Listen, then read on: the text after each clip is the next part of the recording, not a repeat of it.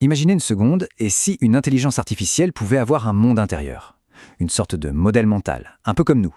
C'est une idée qui peut paraître folle, mais qui est en train de complètement changer la donne sur la façon dont les IA apprennent et interagissent avec le monde. Alors, on va décortiquer ça ensemble. Cette citation de J. Wright Forrester, elle est parfaite pour ça. Il nous dit en gros que l'image du monde qu'on a dans notre tête, eh bien ce n'est qu'un modèle. On n'a pas la réalité brute dans notre cerveau, non. On a une version simplifiée, un raccourci. Et c'est exactement cette idée-là que les chercheurs essayent de donner aux IA, leur propre petit modèle du monde.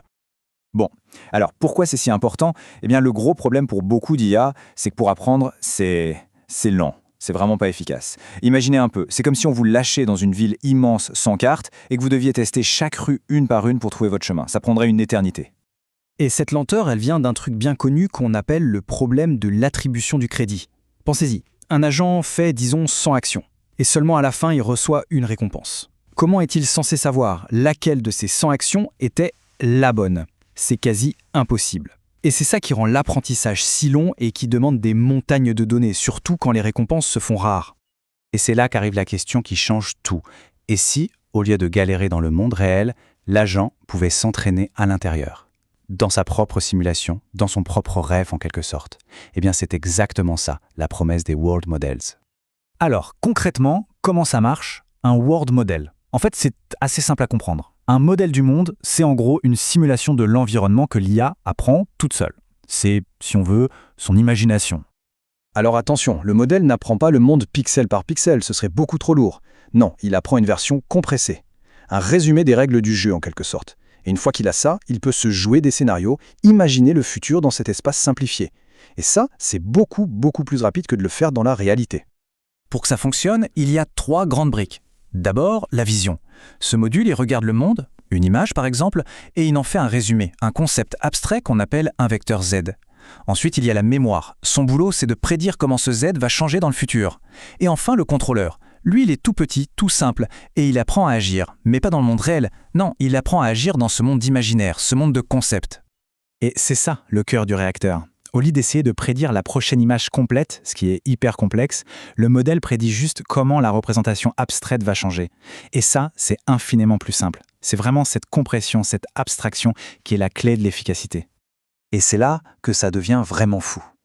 Une fois que l'agent a un modèle du monde qui tient la route, eh bien, il n'a presque plus besoin du monde réel pour apprendre. Il peut faire tout son entraînement à l'intérieur de sa propre tête, dans sa simulation, dans son rêve. Le changement est radical. L'approche classique, c'est comme avancer à tâtons dans le noir. Alors qu'avec un modèle du monde, l'agent peut tester des millions de possibilités en un clin d'œil, juste en imaginant ce qui va se passer. C'est un gain d'efficacité absolument énorme. Et cette imagination peut devenir super précise. Ce n'est pas juste une copie de l'image d'avant, non, c'est une vraie prédiction de ce qui pourrait arriver ensuite. Ça montre bien que le modèle a capté quelque chose, qu'il a compris un bout des règles du jeu de son environnement. Donc, ce qu'il faut bien comprendre, c'est que l'agent apprend à devenir bon en jouant des milliers de scénarios dans sa tête. Il teste des trucs, il se plante, il recommence, et tout ça à une vitesse folle, sans jamais rien risquer dans le monde réel. C'est ça le super pouvoir. Bon, tout ça c'est bien beau en théorie, mais en pratique, ça donne quoi? Eh bien, accrochez-vous, parce que c'est là que ça devient vraiment impressionnant. On va prendre l'exemple de Minecraft, qui est un véritable cauchemar pour l'IA. En partant de zéro, un agent qui s'appelle Dreamer V3, basé sur un modèle du monde, a d'abord appris le b.a.-ba, comment on tape dans un arbre pour avoir du bois. Mais le plus fort, c'est qu'il ne s'est pas arrêté là. En planifiant dans son petit monde interne, il a réussi à comprendre comment fabriquer une table de craft. Et ça demande déjà de penser à plusieurs étapes à l'avance. Et il continue sur sa lancée. Avec sa table, il se fabrique une pioche en pierre. On voit bien la séquence complexe qui se met en place, une séquence qu'il a découverte tout seul, dans son imagination. Et là, le clou du spectacle. Parti de rien, sans aucune aide humaine, cet agent réussit l'exploit d'aller chercher un diamant. C'est une quête super longue dans le jeu. Et le fait qu'il y arrive juste en planifiant dans son propre monde, c'est tout simplement historique pour l'IA. Et ça ne marche pas que dans les jeux, loin de là. Prenez des tâches de mémoire super compliquées, comme le Memory Maze. Une version améliorée de ces modèles a non seulement pulvérisé les IA d'avant, mais elle a aussi battu les humains. L'agent y fait un score moyen de 80, alors qu'un humain moyen, lui, il est plutôt autour de 60. C'est quand même dingue. Évidemment, tout n'est pas rose. Cette approche n'est pas magique, l'imagination de l'IA a ses limites, et il y a un gros problème qu'on appelle le fossé avec la réalité.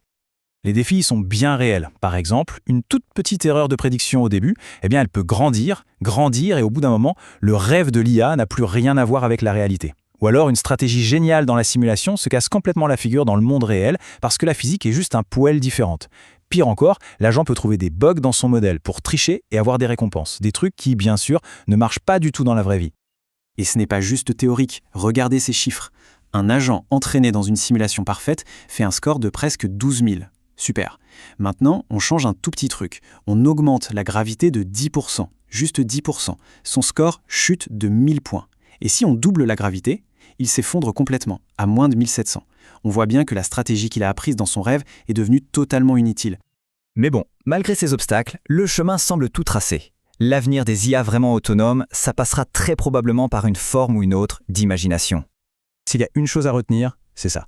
Donner à une IA la capacité d'imaginer, c'est lui donner un super pouvoir. On passe vraiment d'un apprentissage bête et méchant par la force brute à un apprentissage beaucoup plus fin, plus intelligent. Et ça ouvre la porte à la résolution de problèmes qui nous semblaient impossibles avant. Et ça nous laisse avec une question assez vertigineuse finalement. Si une IA peut apprendre à imaginer notre monde pour y agir, qu'est-ce qu'elle va se mettre à imaginer ensuite? Quelles autres réalités, quelles autres idées? On ouvre une porte sur un futur qui est à la fois hyper excitant et rempli d'inconnus.